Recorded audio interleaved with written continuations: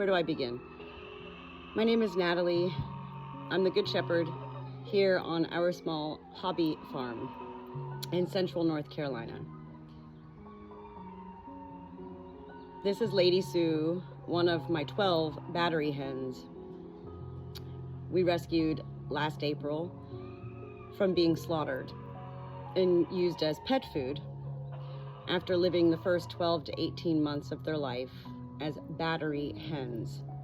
A battery hen is a hen who is born and raised the first 12 to 18 months of their life to lay eggs, mass distribution, to be distributed across our country's grocery stores. They live in horrific conditions during that time. Their beaks are cut, they are crammed into cages. Their beaks are cut so they don't kill each other. They are pumped full of hormones and put into moments of days of darkness, and then the lights come on and they're put into moments of light as a means of mass producing eggs. At the age of 12 to 18 months, such hens are, then they're shipped off for slaughter to be used as pet food, or they can be rescued. And we had no idea we were rescuing birds. We thought we were getting 12 mature hens for our hungry roosters at that point. And it was quite a shock to see these ladies upon bringing them home over a year ago. No feathers. I mean, their beaks were so cut, you know. We were told many things at that point, that they may never grow their feathers back, they may not survive the first few days or few weeks, they may never lay another egg, and they certainly aren't going to live the 8 to 12 years that normal chickens can live. So what happened with Lady Sue, a little over 48 hours ago, I, as the Good Shepherd, noticed she was off to herself. I live a life of cliche and metaphor, and it is very true. The birds of a feather flock together. So whenever you see a bird who's not flocking with their flock, well, are they laying an egg? Because that's okay, you know. But if they're just standing off in the corner, there's usually something wrong.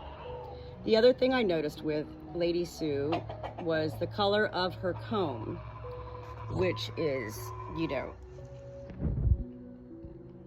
dark purple on the top, which indicates there's not enough blood flow and oxygen going to the brain. While chickens shake their head a lot, this is their sensory, you know, perception. She shakes her head, you know, it's neurological. It has affected her brain. I'm not a doctor, and yet I do have worked alongside our local veterinarian here, Dr. Tyser, who's called me several times when hens have presented to her and she wanted a second opinion.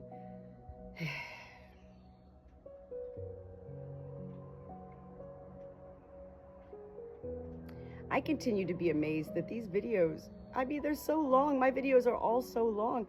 How do they fall into this algorithm to go, you know, not viral necessarily, but, you know, to be received by so many people?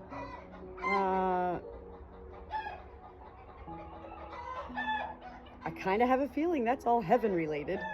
And I kind of have a feeling that as the Good Shepherd Natalie, these are the ways heaven utilizes me. Heaven utilizes all life to share life. And so for whatever reasons, you know, heaven knows that the world is curious about chickens and what's going on.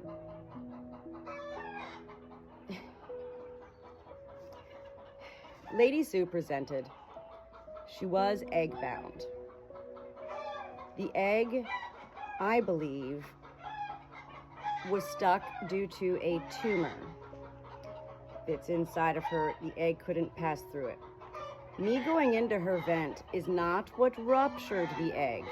I don't want to rupture an egg, and that's why when I'm going in, I am careful. And yet it's funny, the comments from such people, you know, like, look, your fingernails are long and you're jamming them in there. It's like, okay, listen, people, if you really watch the video, you see that I'm not holding her down, and hens do know when we're helping them. Somebody just laid an egg up there. It's been a long 48 hours for us all. Not just me, not just Lady Sue, the whole flock.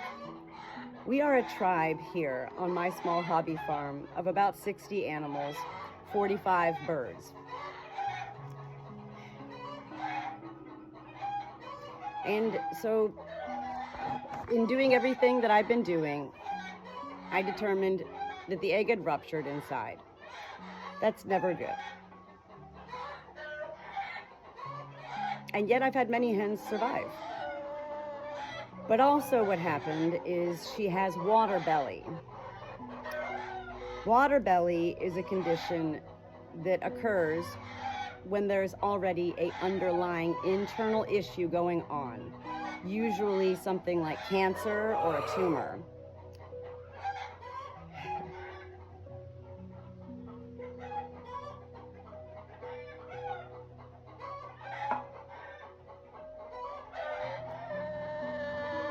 She's getting ready to go. I feel her. And this is maybe why the flock is doing this. Maybe it's not an egg. Maybe it's because they feel her getting ready to go. I decided this morning to bring her out. I didn't want to keep her inside in a cage alone. You know, nobody puts baby in a corner. And she's been out here with her flock this morning with me, bundled up. And at one point she wanted to come down, but she really didn't, you know. She is surrounded by love right now. And her sisters, look, everybody's just hanging out here. Her roosters are over here behind me. And everybody knows that, well, she's getting ready to go, I think. What do you want?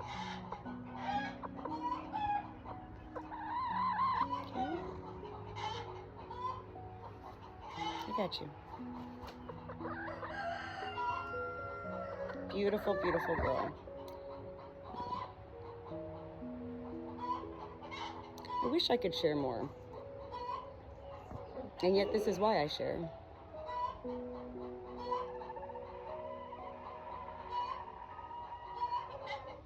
I've learned so much from watching other people's videos.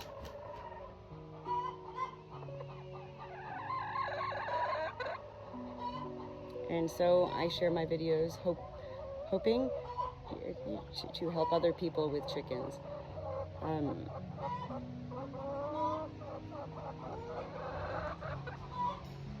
The wind is blowing, the wind chimes, everybody's screaming aloud.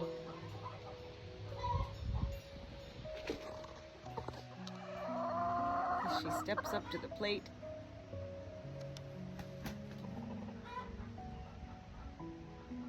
I love you.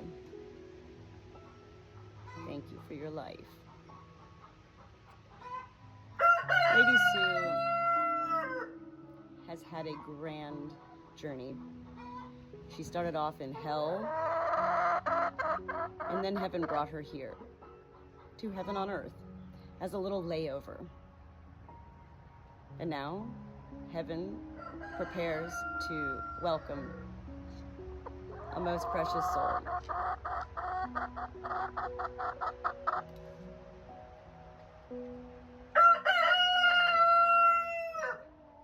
These are moments that, you know, well, when you have a farm, these are moments that are going to happen, life and death.